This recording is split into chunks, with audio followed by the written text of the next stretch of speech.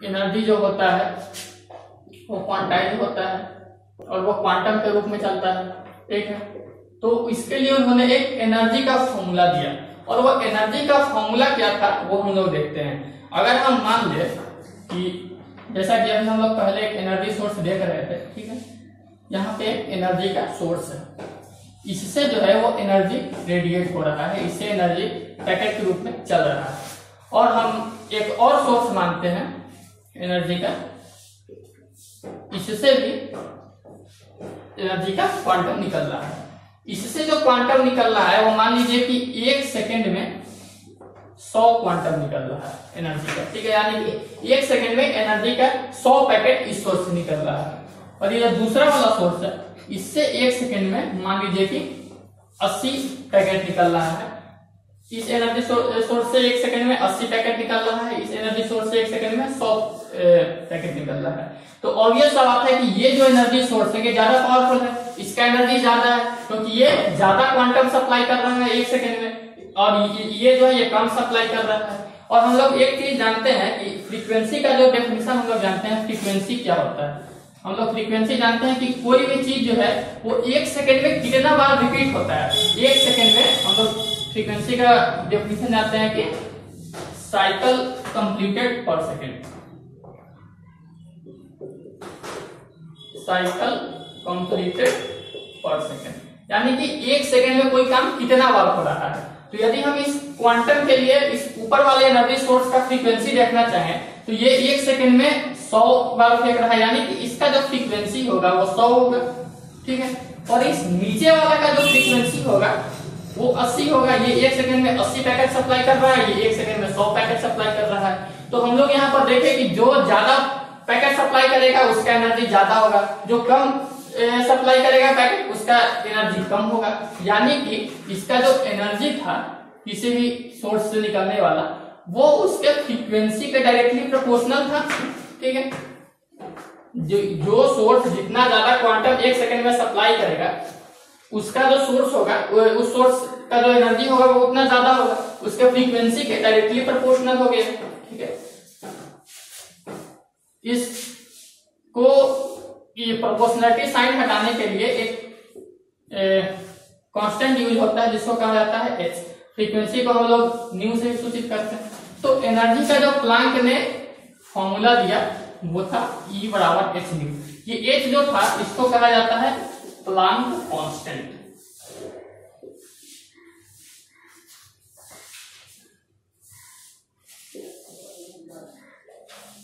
Planck constant.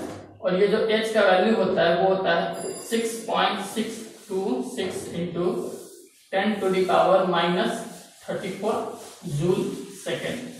एक चीज यहाँ पर समझने वाला है, काफी बार ये सवाल उठता है कि जब प्लांक का जो क्वांटम थ्योरी था वो ये कह रहा था कि एनर्जी वेव नेचर का नहीं होता है, एनर्जी पार्टिकल नेचर शो करता है, वो क्वांटम के रूप में चलता है, पार्टिकल के रूप में चलता है। तो पार्टिकल के कॉन्सेप्ट में जब उन्होंने पार्टिकल का बात कहा था तो इसके लिए फ्रीक्वेंसी कहां से आ गया, ये सवाल काफी बार पूछा जाता है। तो ये वो फ्रीक्वेंसी नहीं था जो हम लोग वेव से रिलेटेड करते हैं, ये वेव वाला फ्रीक्वेंसी नहीं था। प्लांक ने अपने कॉन्सेप्ट में जो चीज यूज किया था वो वेव का फ्रीक्वेंसी नहीं था, वो एक अलग टाइप का फ्रीक्वेंसी था, जो कि अभी हम लोगों ने समझा कि 1 सेकेंड में अगर कोई सोर्स ज्यादा पार्टिकल का सप्लाई करता है तो उसका फ्रीक्वेंसी ज्यादा है। फ्रीक्वेंसी का डेफिनेशन यही होता है कि 1 सेकेंड में कोई काम कितना बार हो रहा है। जैसे यदि हम ऐसे आगे पीछे अपने पेन को 1 सेकेंड में 10 बार करते हैं तो इसका फ्रीक्वेंसी 10 है। यदि कोई आदमी ऐसे ऐसे 5 बार करता है तो उसका फ्रीक्वेंसी 5 है। इसी प्रकार से एनर्जी सोर्स से यदि कोई एनर्जी सोर्स 1 सेकेंड में 100 क्वांटम का सप्लाई करता है तो उसका फ्रीक्वेंसी 100 है। यदि कोई 80 करता है तो उसका फ्रीक्वेंसी 80 है। तो प्लांक के कॉन्सेप्ट में जो फ्रीक्वेंसी था वो वेव वाला फ्रीक्वेंसी नहीं था कि हम लोग ऐसे देखते हैं कि ये वेव चल रहा है तो 1 सेकेंड में कितना बार साइकिल कंप्लीट करेगा उसको उसका फ्रीक्वेंसी कहा जाता है। नहीं, उनका जो फ्रीक्वेंसी था वो था कि 1 सेकेंड में कोई एनर्जी सोर्स कितना पैकेट सप्लाई कर रहा है। यदि वो 100 पैकेट सप्लाई कर रहा है उसका फ्रीक्वेंसी 100 होगा, 1000 कर रहा है उसका फ्रीक्वेंसी 1000 होगा, 10,000 कर रहा है उसका फ्रीक्वेंसी 10,000 होगा, और जितना ज्यादा सप्लाई करेगा उसका एनर्जी उतना ज्यादा होगा। ठीक, तो यानी कि उसका जो फ्रीक्वेंसी था उसके एनर्जी के प्रोपोर्शनल होता है, उसका एनर्जी उसके फ्रीक्वेंसी के प्रोपोर्शनल होता है। और प्रोपोर्शनलिटी साइन हटाने के लिए कांस्टेंट आया जिसको जिस कांस्टेंट को कहा जाता है प्लैंक कांस्टेंट, तो उसका वैल्यू होता है 6.626 into 10⁻⁻34 जूल सेकेंड। ठीक है, अब हम लोग लाइट के बारे में चूंकि पढ़ रहे थे, तो प्लैंक के क्वांटम थ्योरी से एक चीज निकाल करके आए कि जैसे कि उन्होंने कहा कि लाइट भी एक टाइप का एनर्जी है। इससे पहले हम लोग पढ़ चुके हैं कि मैक्सवेल का जो कॉन्सेप्ट था इलेक्ट्रोमैग्नेटिक रेडिएशन का, तो मैक्सवेल ये बोले थे कि लाइट जो होता है वो एक प्रकार का इलेक्ट्रोमैग्नेटिक रेडिएशन है। ठीक है, तो प्लैंक ने कहा कि ठीक है, लाइट जो है एक प्रकार का रेडिएशन है, लेकिन ये क्वांटम के रूप में चलता है, और इस क्वांटम को यानी कि लाइट का जो क्वांटम होता है, लाइट का जो क्वांटम होता है, इस क्वांटम को एक स्पेशल नाम दिया गया और वो नाम था फोटॉन। लाइट के क्वांटम को कहा गया फोटॉन। यानी कि अगर हम लोग फोटॉन का डेफिनेशन देखना चाहें कि फोटॉन का डेफिनेशन क्या होगा, तो हम लोग लिख सकते हैं कि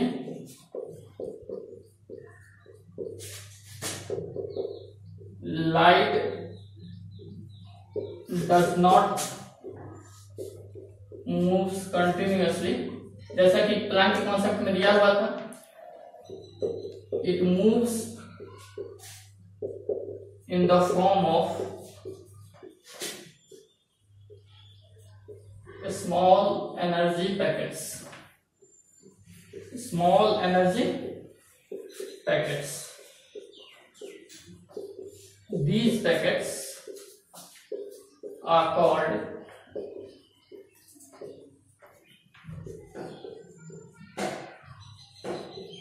photons. These packets are called photons. यानी कि लाइट का जो क्वांटम था, उस क्वांटम को एक स्पेशल नाम दिया गया, वो क्वांटम था फोटॉन। और फोटॉन का जो एनर्जी होगा, मान लीजिए कि लाइट जहां से सप्लाई हो रहा है वहां से 1 सेकेंड में मान लीजिए कि न्यू नंबर ऑफ फोटोन का सप्लाई हो रहा है, तो इसका जो एनर्जी होगा वो भी h न्यू के बराबर होगा। लाइट का जो एनर्जी होगा वो भी h न्यू के बराबर होगा। ठीक है, तो अब चूंकि हमको लाइट के बारे में पढ़ना है, तो हम लोग फोटोन के कुछ और सारे जो उसके गुण है उसके बारे में हम लोग देखेंगे। तो देखिए क्या होता है।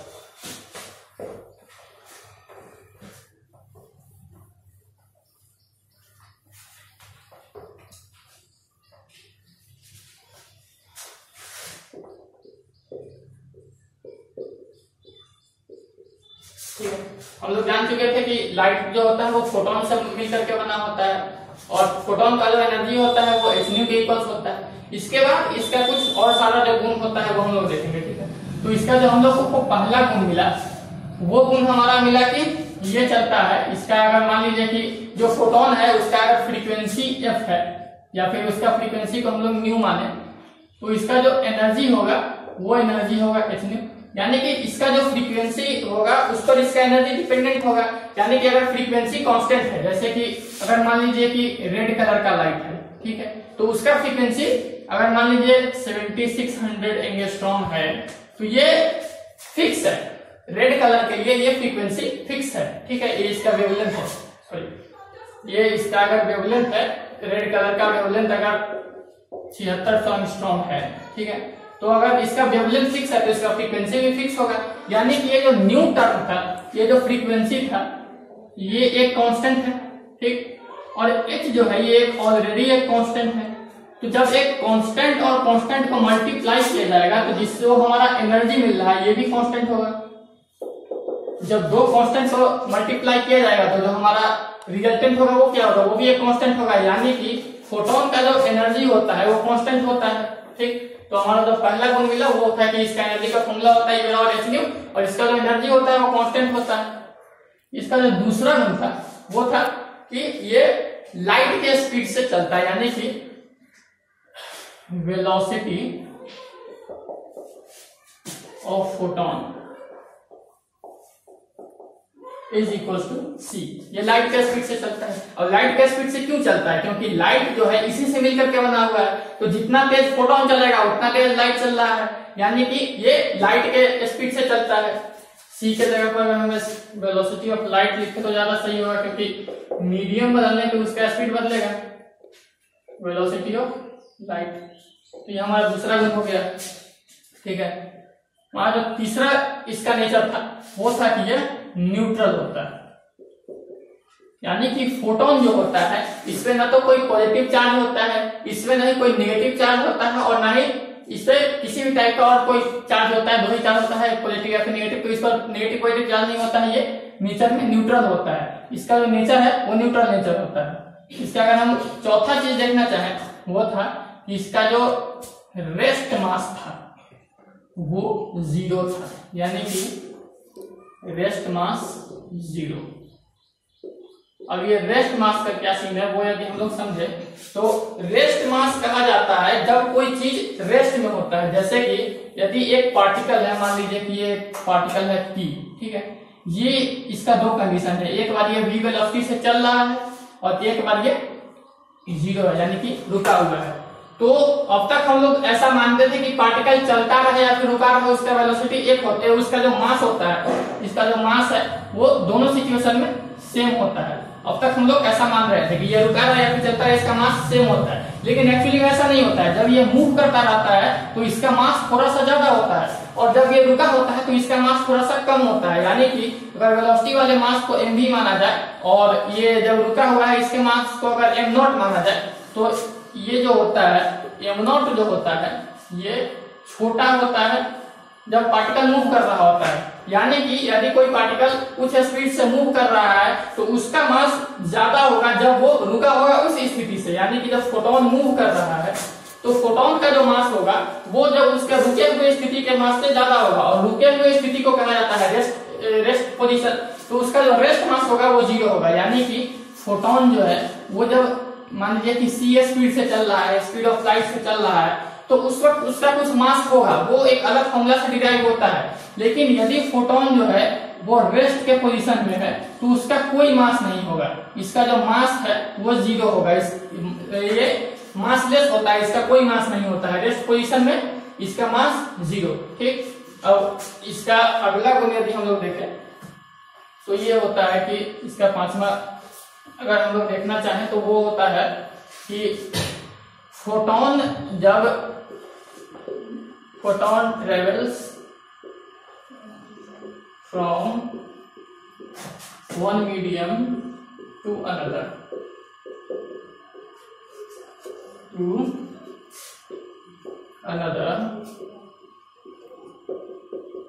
its wavelength change but frequency not। यानी कि जब लाइट एक मीडियम से दूसरे मीडियम से में जाता है तो हम लोग जानते हैं कि उसका स्पीड घट जाता है, ठीक है, या फिर बढ़ भी सकता है, वो मीडियम पे डिपेंड करता है। तो फोटोन के लिए कहा गया कि फोटोन जब एक मीडियम से दूसरे मीडियम में जाता है तो उसका वेवलेंथ चेंज हो जाता है, उसका फ्रीक्वेंसी नहीं चेंज होता। ये कैसे संभव है? जबकि हम लोग जानते हैं कि जो लैम्डा होता है वो 1/μ होता है। यानी कि हम लोग अगर लैम्डा बढ़ेगा, ठीक है, तो ये जो है ये घटना चाहिए, या फिर यदि लैम्डा घटेगा तो इसका फ्रीक्वेंसी बढ़ना चाहिए। लेकिन एक्चुअली में ऐसा नहीं होता है। ऐसा क्यों नहीं होता है? तो हम लोग एक और फॉर्मूला जानते हैं कि न्यू का एक फॉर्मूला होता है फ्रीक्वेंसी का c/λ, यानी कि स्पीड ऑफ लाइट बाय उसका वेवलेंथ। और एक दूसरा अभी हम लोगों ने फॉर्मूला देखा कि लैम्डा का जो फॉर्मूला होता है हम लोग जानते हैं कि 1/μ। ठीक है, अब हम लोग ये जानते हैं कि एक मीडियम से दूसरे मीडियम में जाने पर लाइट का स्पीड चेंज हो जाएगा, यानी कि इसका जो वेलोसिटी है वो या बढ़ भी सकता है या फिर घट भी सकता है। और इस कॉन्सेप्ट के अकॉर्डिंग इसका फ्रीक्वेंसी चेंज नहीं होगा। ठीक है, अब इसका फ्रीक्वेंसी चेंज कैसे नहीं होगा? जब ये यदि इसका वेलोसिटी बढ़ रहा है तो उस सिचुएशन में यदि इसका लैम्डा घट जाए, ठीक है, तो ये कांस्टेंट रहेगा। इसका ऊपर वाला भाग बढ़ रहा है, नीचे वाला भाग घट रहा है, तो इसका जो ये रहेगा वो कांस्टेंट रहेगा। ठीक है, यदि इसका स्पीड बढ़े, ठीक, और इसका ये भी बढ़ जाए। मान लीजिए कि यदि पहले लाइट जो चल रहा था, लाइट अब पहले 3 × 10⁸ मीटर पर सेकंड से चल रहा था, ठीक है, और इसका पहले का जो लैम्डा था वो मान लीजिए कि इसका वेवलेंथ लैम्डा था, ठीक, और अब ये चेंज होकर के एक मीडियम से दूसरे मीडियम में गया तो ये चलने लगा 2 × 10⁸ मीटर पर सेकंड। यानी कि इसका जो स्पीड था वो घट गया, लेकिन इसका फ्रीक्वेंसी कांस्टेंट है। तो अगर इसका फ्रीक्वेंसी कांस्टेंट है तो इसका लैम्डा बढ़ना चाहिए, यानी कि अगर वेलोसिटी घटता है, इसका लाइट का वेलोसिटी कम होता है, तो इसका लैम्डा बढ़ना चाहिए, तब जाकर के ये दोनों चीज कांस्टेंट रहेगा। ठीक, तो यहां से एक चीज निकल करके सामने आई कि इसका जो पांचवा गुण था कि फोटोन जब एक मीडियम से दूसरे मीडियम में ट्रेवल करता है तो उसका वेवलेंथ चेंज हो जाता है, उसका फ्रीक्वेंसी चेंज नहीं होता है। इसका जो छठा गुण है वो है इसके मोमेंटम को लेकर के, यानी कि हम लोग जानते हैं कि फोटोन जो है वो एक टाइप का पार्टिकल है, तो पार्टिकल है तो उसका कुछ ना कुछ मोमेंटम होगा। तो इसके मोमेंटम को लेकर के जो फॉर्मूला है वो फॉर्मूला है E/c, जो कि इक्वल्स होता है, हम लोग जानते हैं कि एनर्जी होता है hν के इक्वल्स, तो hν/c, और ये इक्वल होता है h/λ के। कैलकुलेशन करेंगे तो हमारे सामने ये चीज आ जाएगा। अब ये E/c कहां से आया, इसको अगर हम लोग देखें तो हम लोग को फॉर्मूला पता है, वो फॉर्मूला होता है E = mc² का, और हम लोग जानते हैं कि जो p होता है, जो मोमेंटम होता है वो mv के बराबर होता है। ठीक है, तो इसको यदि हम लोग लिखना चाहें तो हम लोग लिख सकते हैं energy is equals to p × c। ठीक है, और यहाँ से p निकालने के लिए हम लोग आराम से इसको इधर भेजे तो हमारा p का जो फॉर्मूला आएगा वो आएगा E/c।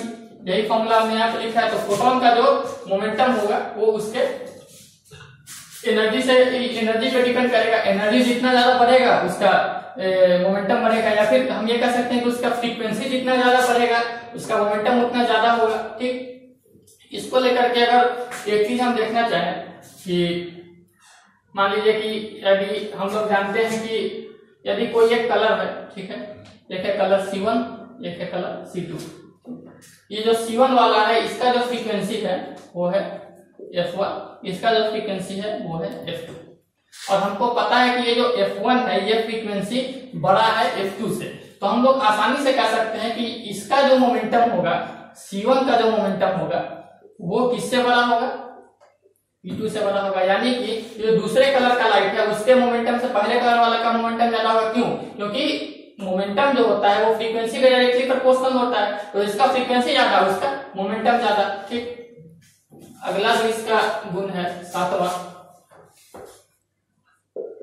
वो है इसके इफेक्टिव मास को लेकर के। इफेक्टिव मास क्या होता है, हम लोग पहले रेस्ट मास देख चुके हैं कि रेस्ट मास उसका 0 होता है। तो जब कोई पार्टिकल मूविंग पोजीशन में होता है, यानी कि जब कोई पार्टिकल चल रहा होता है उसके पास कुछ वेलोसिटी होता है, तो हम लोग जैसा कि हमने पहले कहा कि जब कोई पार्टिकल चल रहा होता है तो उसका मास ज्यादा होता है जब वो रुका होता है उस सिचुएशन से। तो जब फोटोन रुका हुआ था उसका मास हो गया 0, लेकिन जब वो चल रहा होता है तो उसका कुछ मास होता है, तो उस मास को कहा जाता है इफेक्टिव मास, और ये जो होता है ये E/c² के बराबर होता है, यानी कि ये हमारा इक्वल होगा h/c के। ठीक है, तो इसका जो इफेक्टिव मास का फॉर्मूला है वो होगा E/c²। ये फॉर्मूला कहां से आया, ये भी वहीं से आया जहां से हमको मोमेंटम का मिला था, E = mc²। तो इसका मास निकालने के लिए यहाँ पे जो मास यूज होता है वो इफेक्टिव मास टर्म यूज होता है। इस फॉर्मूला में जो मास होता है वो इफेक्टिव मास होता है।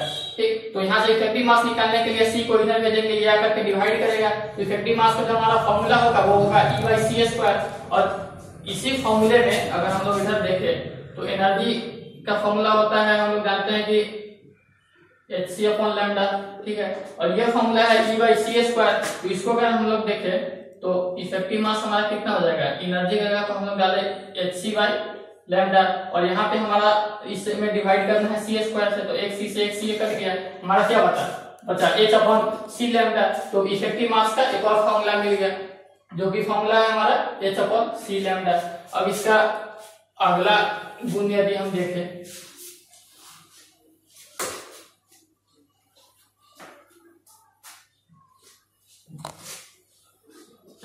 अच्छा, यहाँ पे अगर हम लोग एक चीज देखना चाहें कि इफेक्टिव मास जो है, जैसा कि हम लोग मोमेंटम में देख रहे थे कि मोमेंटम जो था वो इफेक्टिव मास के इनवर्सली प्रोपोर्शनल था, और मोमेंटम जो था वो उसके वेवलेंथ के इनवर्सली प्रोपोर्शनल था और उसके फ्रीक्वेंसी के डायरेक्टली प्रोपोर्शनल था। और यहाँ पे जो मास है वो भी उसके वेवलेंथ के इनवर्सली प्रोपोर्शनल है, यानी कि इफेक्टिव मास जो है वो इनवर्सली प्रोपोर्शनल टू लैम्डा। ठीक, अब हम लोग एक चीज जानते हैं कि रेड कलर का जो लाइट होता है उसका जो लैम्डा होता है वो बड़ा होता है वायलेट कलर के लाइट से। ठीक, रेड कलर के लाइट का जो वेवलेंथ होता है वो वायलेट कलर के वेवलेंथ से ज्यादा होता है। तो अब चूंकि इफेक्टिव मास जो है वो वेवलेंथ के इनवर्सली प्रोपोर्शनल है, तो हम लोग कह सकते हैं कि रेड कलर का जो लाइट है उसका जो इफेक्टिव मास होगा वो कम होगा वायलेट कलर के लाइट से।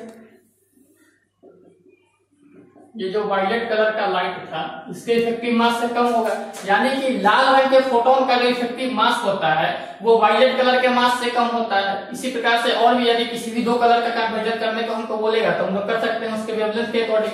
ठीक, अब इसके एक दो और गुण है वो देखते हैं।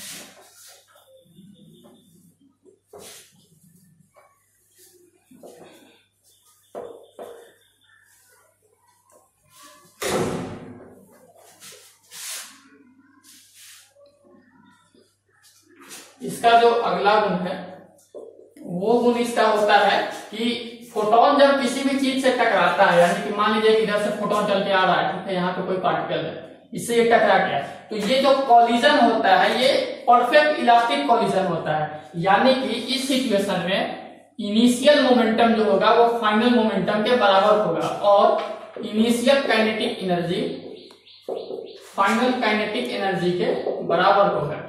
यानी इधर से कोई यदि फोटोन आया, यहाँ पे कोई इलेक्ट्रॉन है, तो ये फोटोन और इलेक्ट्रॉन यदि एक दूसरे से टकराएगा तो ये जो कॉलिजन होगा वो परफेक्ट इलास्टिक कॉलिजन होगा। इस सिचुएशन में हम लोग जानते हैं कि परफेक्ट इलास्टिक कॉलिजन के सिचुएशन में इनिशियल मोमेंटम फाइनल मोमेंटम के बराबर होता है, initial kinetic energy final kinetic energy के बराबर होता है।